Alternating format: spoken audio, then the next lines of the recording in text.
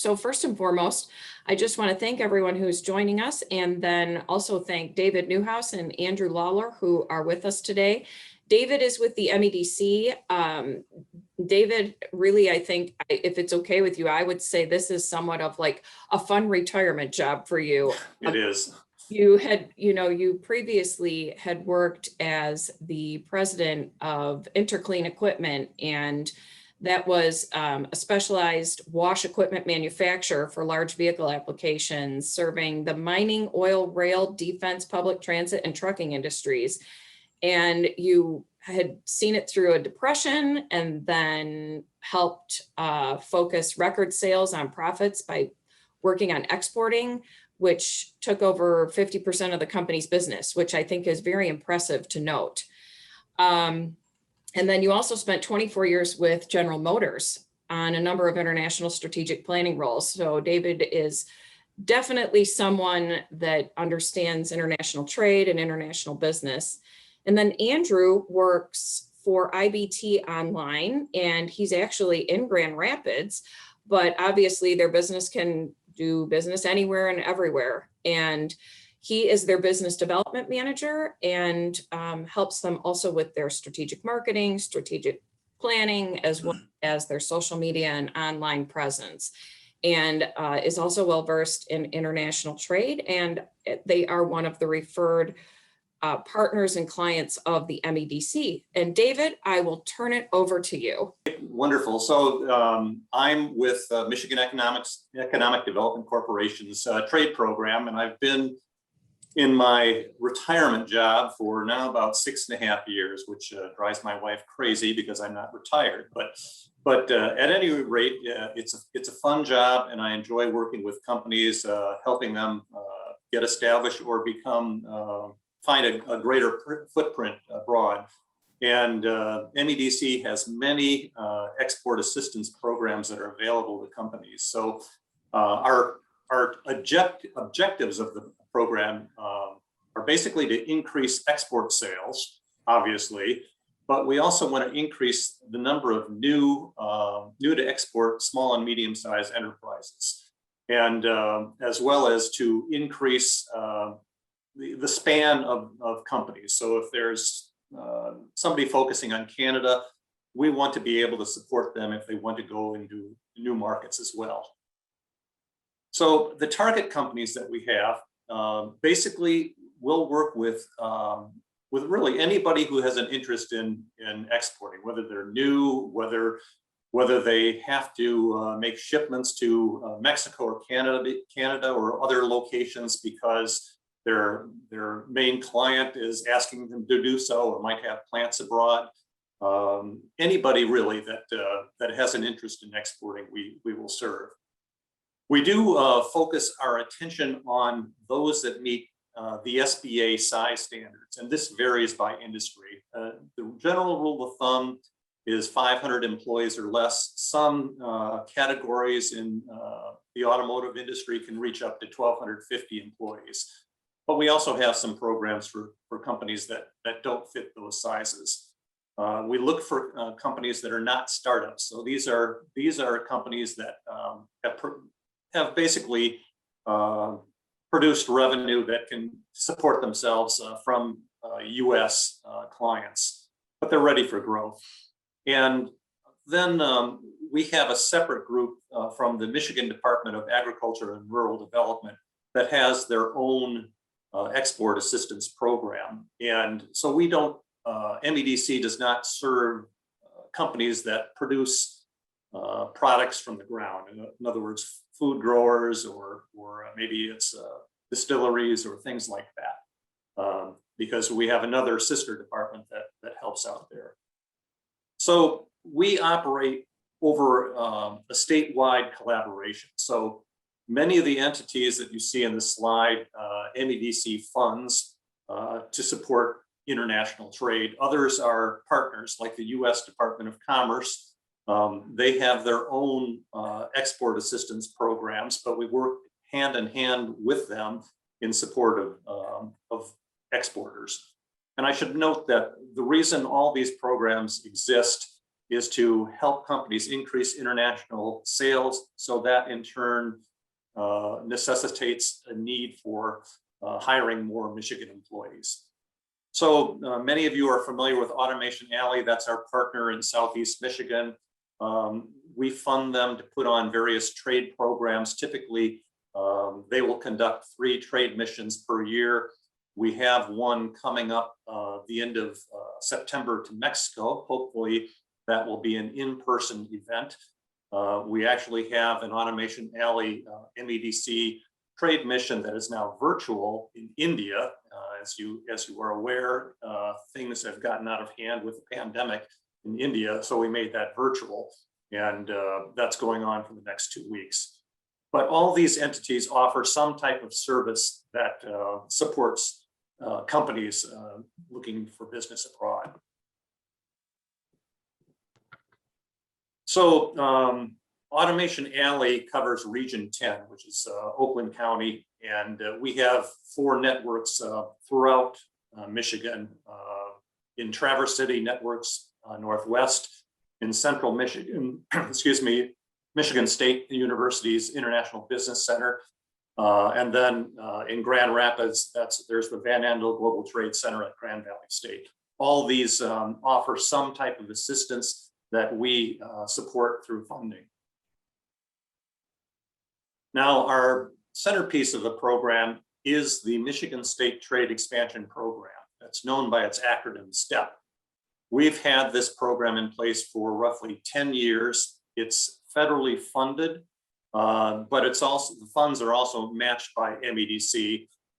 Basically, we match 33 cents on the dollar that we get from the fund. Last year, we received $1.25 million in funds, to which we added another 500,000.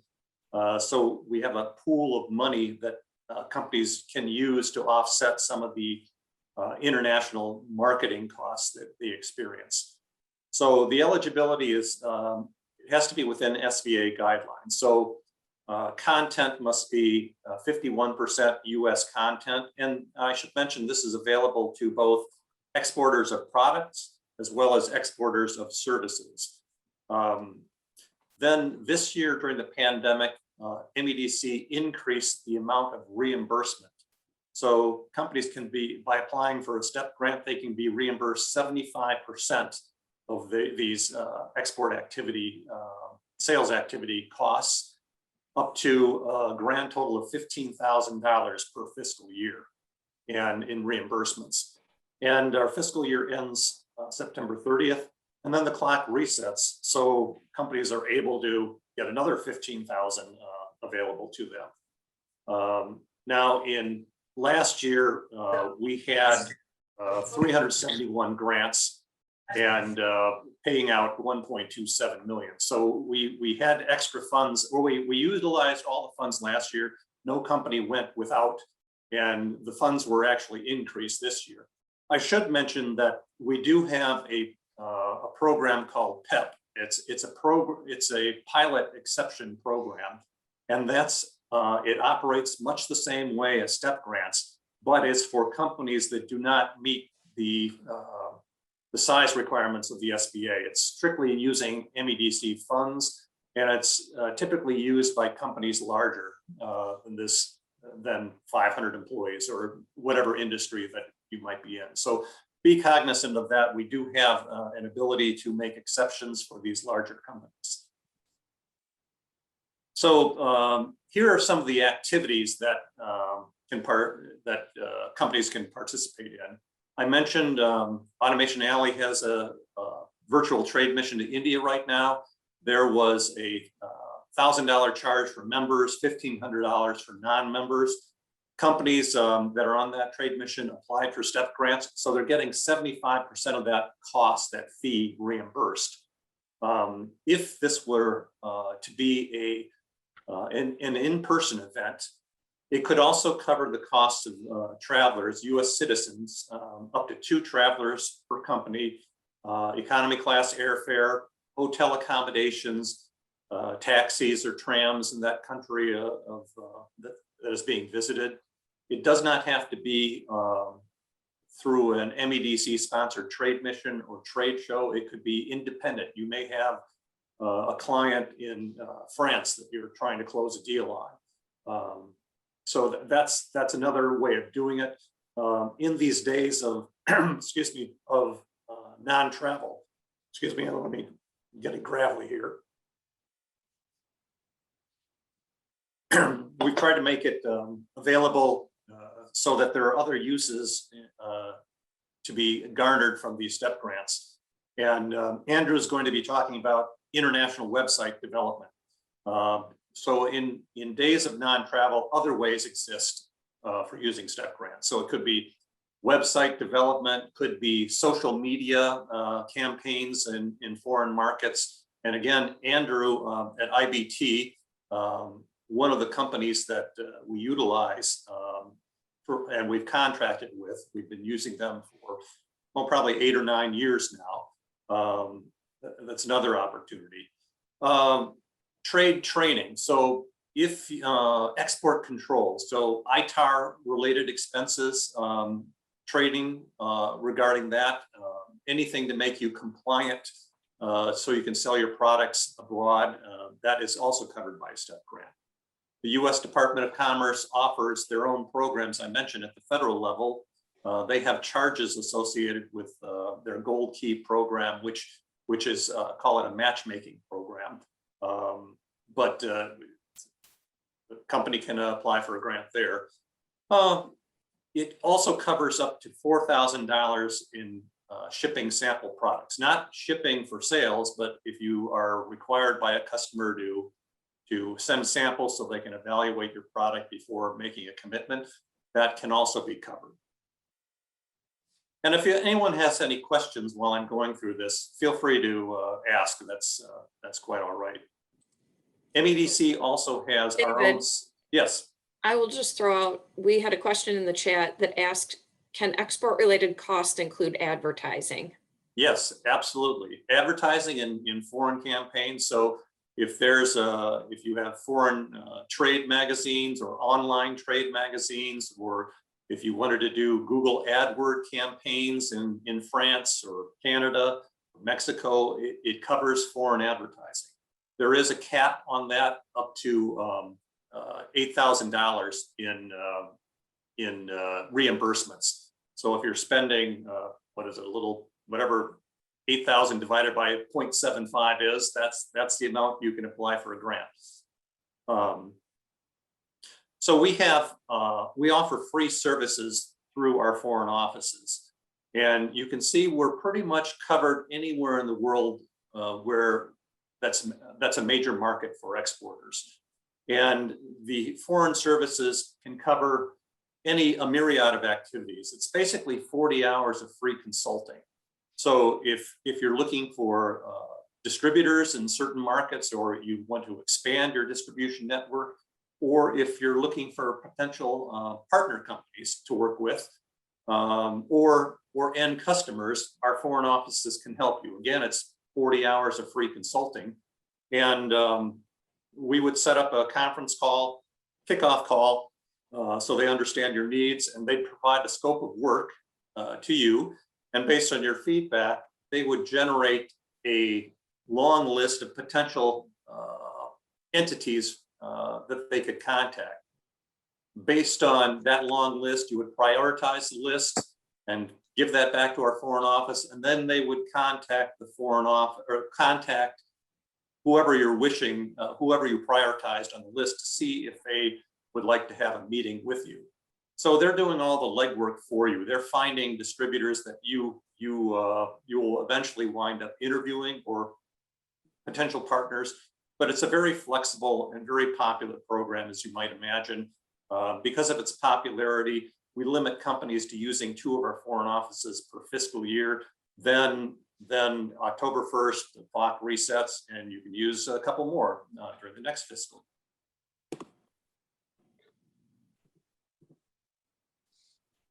So I mentioned this, I covered some of this before, but some of the other additional activities, they can do background checks. So if there's a client that you're not sure of, it sounds good on the surface, but you don't know if they're, how financially viable they are, they can do background checks on that company. They can also do competitive analysis or pricing analysis. They can also provide translation services.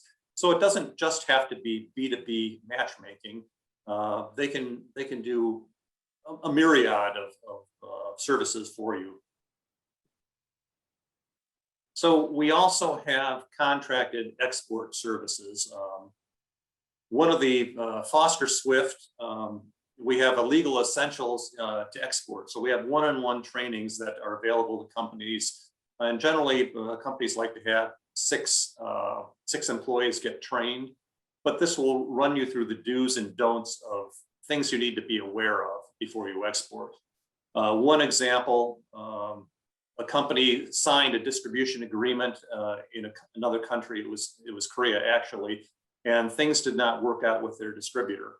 But when they terminated the agreement, they found that because of the contract signed, the distributor retained the right to sell the products in the country. So they basically closed themselves out of selling in Korea because of the way the contract was worded. So the training that's provided is not free legal services. It is in a way, but it provides a checklist of do's and don'ts before you sign contracts and things to be aware of for IP. The MSU Business Center, we use students in an international business program to conduct market research, international market research. So if you wanted to know more about an industry, this is a free service. They will do further work according to your criteria and the research you wanted. Then the Van Andel Global Trade Center, they also have export compliance training. They have free worldwide credit checks. Another thing to be aware of. IBT Online that Andrew is going to be talking about in a few minutes. We subsidize that service for eligible companies. So we pay IBT right off the top a little over $3,500 to do this service. There is a cost, a shared cost with companies, but again, this can be reimbursed with a STEP grant application by 75%. And then we have the small business development centers that we fund to do early stage export assistance, and as well as a valued program, an international search engine optimization program, which is a way of comparing yourself to two competitors, understanding where you're strong and where you're weak on the internet versus your competitors. And that's done for not only two countries of choice, but also in the US. So ultimately, we ask that companies report their export sales for using these services over a 2-year span of time. That's the only ask we have for utilizing any of our programs. And that gives us a metric that when used in the aggregate, we can go back to legislators to continue funding for these programs. So this slide is now outdated. We just surpassed a total of $4 billion in reported export sales or facilitated export sales by companies using our programs. So that's over a span of just about 10 years. So we know that the program has been successful. In fact, we, of any state in the country, we have the #1 reported export sales. So we've had a very successful program, and we hope to continue it. So the top 20 markets, and these are not exports, the grand total of exports coming out of Michigan. These are exports that our small and medium-sized businesses have reported. So Canada and Mexico, as you might expect, are the top markets. China has come down, as you might expect, over the past year. Turkey is an outlier because that's just a couple companies reporting big sales in aerospace. But it gives you an idea of where exports are where the export markets are going. We've had over 121 countries last year that exporters were exporting to. So I think basically that is the conclusion of what I have. I wanted to give time to Andrew to cover that. We can, if there are any questions, or we can hold the questions. Either way, I think we have enough time. David, I got one other question that came in, specifically asking if there was an interest to be considered and approved by the MEDC to become one of the contracted export service businesses. Is that something that is open right now? When does that and how does that happen? We contract the services. Generally, it varies by service. It could be every year or 2 years, but if you send me your contact information, I can provide that. So when the bidding process goes out, we can include you in that bidding process. I'm not actively involved with that, but I can connect you up with the individual who administers that. And then just in a follow-up question then, is there only one company per industry that you work with, or is there multiple opportunities within the same industry? So for instance, with a law firm that you would use as a contracted expert service? It's generally, we have one, of course, if you go to a website, exportmi.org, we compile, and this is compiled through Michigan State's International Business Center. It's exportmi.org. That is a website that we list service providers of various entities, including accounting firms, legal firms, so that exporters can find and choose in those companies. So if you go to that website, there is a way of registering your company to be listed. But that's another way. Within MEDC, when I mentioned Foster Swift, it's actually for just some selected services. It's not legal services, it's just guidance. So there's two ways of going about that. It's either through registering your company through exportmi.org, or you can send me your contact information and I'll provide connection with when we go out for bids on future years. Hey, David, you mentioned, you talked at the beginning about your trade trips, which obviously have turned virtual recently, but I think you alluded to a Mexico trip that later in the year. Can you just give me an idea? I assume that's predominantly educational. No, it's the way the trade missions work. It's not a pack of companies shuffling from one location to the next. Each company has their own set itinerary of meetings with entities that they wish to meet. Those meetings, those matchmaking meetings are set up by our foreign offices. So our Mexico office would be setting up individual meetings for each company, and it's all industries. So there could be an automotive company, there could be an aerospace company, there could be a software company.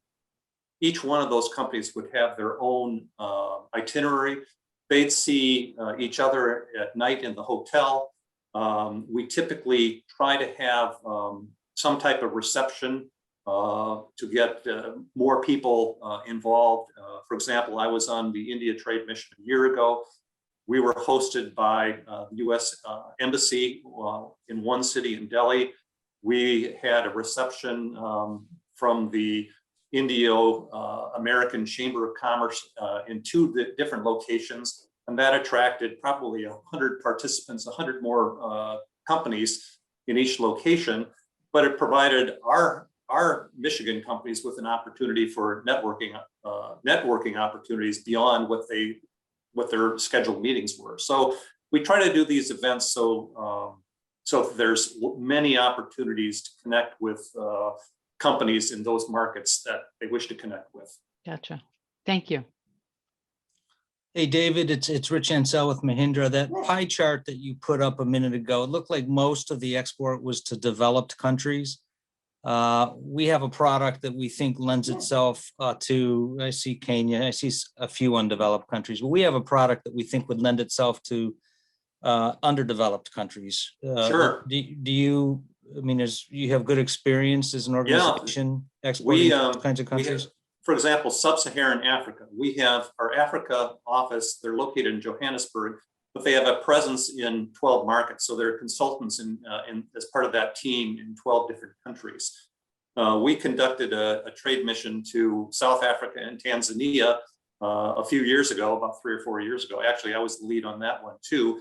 But it's not just developed markets. That typically that's where exporters are going. But we also provide support in developing markets. We have a foreign office in Southeast Asia, so in Indonesia, Malaysia, Vietnam.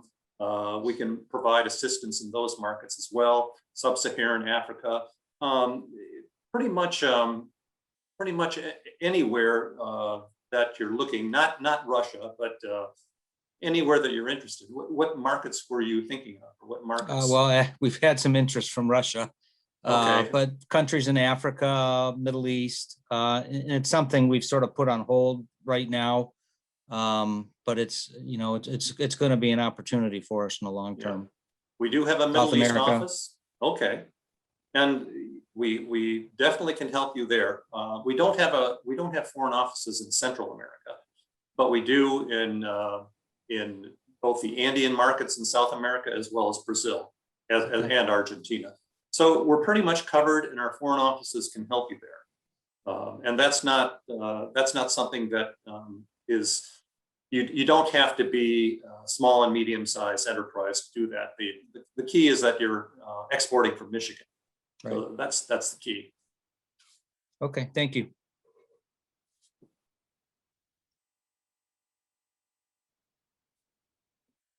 Any other questions, or maybe we can turn it over to Andrew now and take questions, any questions later.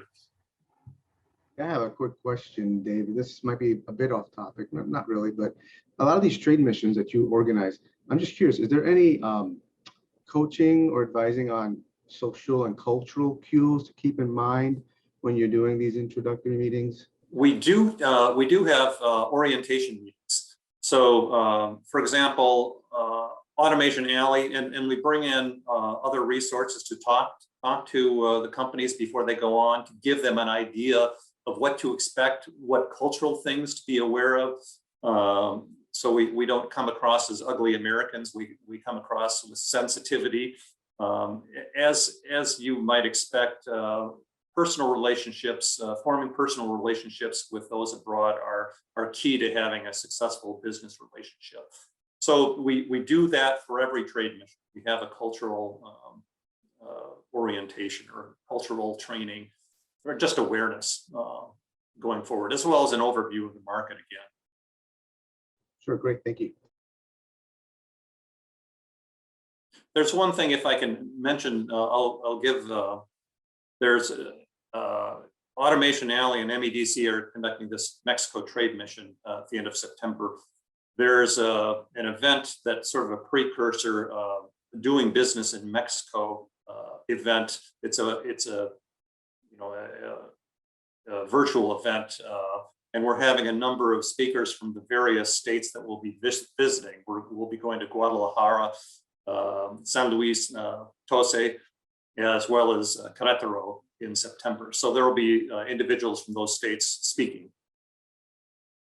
That's May 18th.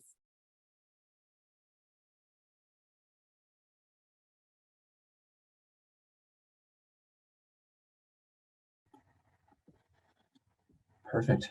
Maybe that's just a good time to transition over.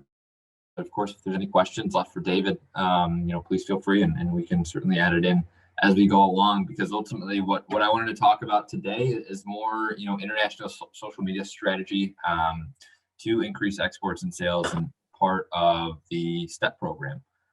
So we'll, again, speak more to website localization, the importance of that, and then also, mainly focus on social media and international social media strategy.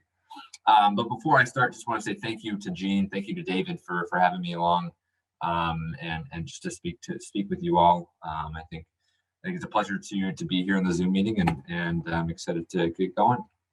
But I have just a quick introduction for myself, my contact information. If some of these programs are interesting, and if you wanted to speak more, I'd love to have the conversation. Before I dive into the agenda, just wanted to speak to IBT Online really quick. I mean, we're more or less a digital marketing firm.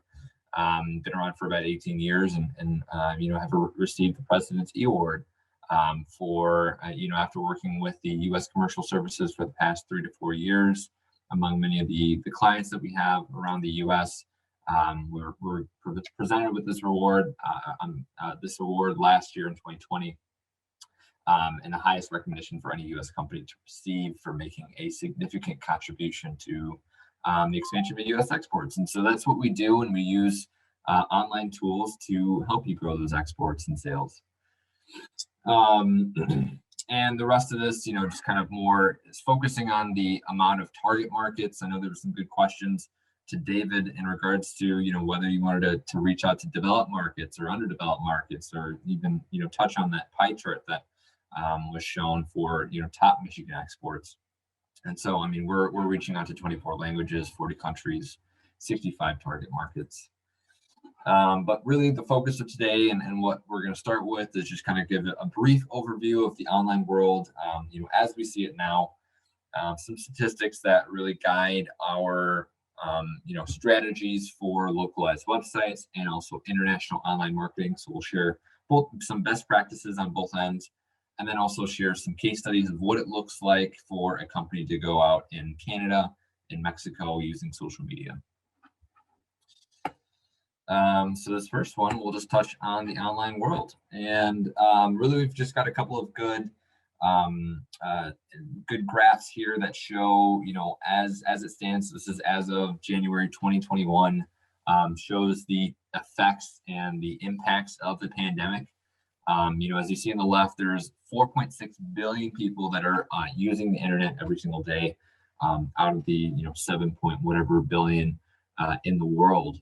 And just there's some very interesting metrics to point out here, and I won't go one by one, but just to say that for example, 92% of the individuals that do access the internet, they're accessing it through mobile devices. People are online, and people are using their phones to make e-commerce purchases, to look at social media. And so just to be mindful of the type of content and how mobile friendly you are, as a company. On the graph on the right, it shows really the average of the worldwide social media users versus a market to market approach. When you look at the worldwide, it's going to be that little white outlined bar, and that's about 53% of the world is using social media. But when you look at market to market, it's a little bit different. There's a lot more countries that are highly focused on social media. For example, UAE is number one by far. They're at about 99% of their population is online. Although it's not a top Michigan market, it's also a market that we see a lot of opportunity to grow through using online tools. A couple of the other ones, South Korea, Taiwan, Netherlands. Of course, you have the Canada is up there, a very, very online environment in Canada, Germany, Spain, UK, US, of course, just to name a few. But just to say that, even though that some of those top markets in Michigan might be, the top economies, the social media and the actual opportunities might be reflected a little bit different. And so again, a couple of other neat graphs and percentages here, just kind of hammering home, social media use. There's about 4.2 billion social media users across the world. And again, similar to what we saw on the last slide, 98.8% of users that use social media, they're accessing it through a mobile phone. So it gives you an idea of where people are looking at your content, where people want to interact with you, engage with you, and then ultimately you can make that conversion. It's going to be through their phones, could be through online. Some other tendencies and behaviors is more, looking at how much time people are spending online and on social media. And this is more the global average of people that are 16 to 64, but they're spending an average of 2.5 hours on social media. So it's quite a bit of time, and they are looking to engage with content. I don't know if you guys are spending 2.5 hours of social media content. I know that I put a limit on myself, because if I didn't put a limit, it'd be like 4 hours of social media. So but just to say that the average is that number. And so, yeah, some other cool statistics, but I won't go, for you with each of these. And the last one, just to show some of the percentages and really the impact of COVID and what we're seeing right now. In terms of the total population, just to use this as a base metric, it's grown by 1%, 81 million people. But when you look at the rest of the numbers, it kind of shows you the impact of online. That there's been an increase of 93 million people that are now using mobile phones across the world. An increase of 316 million people that are now using the internet on a daily basis. And the very interesting one is the amount of active social media users, and the difference from January 2020 to January 2021. That's increased 13% to about 490 million people now, more looking at social media platforms. And just to reference one of those links that was shared, that could be the Facebook, the LinkedIn, the Twitter that we're very familiar with, or the Russian social media platforms that they use, like BG, or the ones in China like Weibo and WeChat, and a few of those others. So a lot of different social media platforms to use, and a lot more people that are out there to use them. So just to focus on localized websites really quick and give some best practices. And the reason that I do talk about websites is because it is one of the two, core components of, creating an online presence. And so I'll just have one slide here, but, social media really doesn't work without having a localized site to refer your customers to send them resources from that localized site. But really what goes into a localized site, it's a lot more than translations. It's a lot more than the Google Translate. So we look at it again from a best practice point of view. And just to name some of the kind of components of that best practice point of view, including registered domain names. A lot of top markets, for example, in Michigan, are going to be Canada and Mexico. There's a .ca domain name, there's a .mx domain name. So creating an entire new website, individually for those two markets. Of course, mobile enabled. What we call is creating websites mobile first. So keeping mobile in mind primarily, when you create a website, and then going to the desktop, because that's going to increase your analytics. It's going to increase your performance of the website. Of course, adapt to the local language, cultural aspects, as John, you touched on, the different cultural aspects from market to market, optimized for search engines, hosted within the country, et cetera, really just kind of taking all of these components, throwing it together, creating a website that's localized for that market. So you can have resources for the Saudi Arabian market that's in Arabic, in their language, that's considered to their cultural aspects. And it speaks to the search engines that they're searching on. And then we're going to be speaking to now some of the international online marketing best practices. And we'll dive into some more details about international online marketing after this, but really what it looks like for an online marketing best practice view. I mean, there's many different things that you do in the US that you can see as a best practice, and that comes into video marketing, social media marketing, search engine marketing, email marketing. If you want to be successful and be seen as a global company in some of these international markets, you ultimately have to replicate whatever you're doing in the US and complete those activities over in your international markets, and specifically for those markets. So it's locally adapted to the language that they speak, creating local blogging opportunities. For example, the things that are in the news for us Americans here are going to be completely different than what they're talking about in Australia, or what they're talking about in Brazil or the UK at the moment.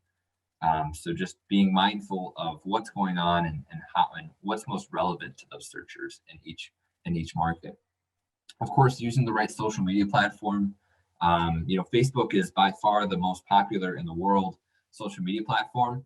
But that being said, there's some markets that don't use it. Like, for example, China, they don't have Facebook. They have other social media accounts. In Japan, they have, I think it's Weibo, I believe, is the social media that they, for preference.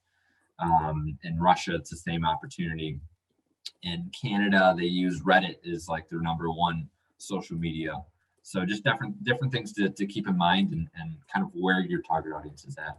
Of course, creating Google ads and advertisements is very, very helpful. And just some background on search engines, in terms of the search engine that we use and the Google ads that you create for Americans, it'd be all for google.com. But for example, in Google and Canada, and the Google that they use, it's google.ca. So it's a completely different search engine, and it's for those localized sites for Canadian users.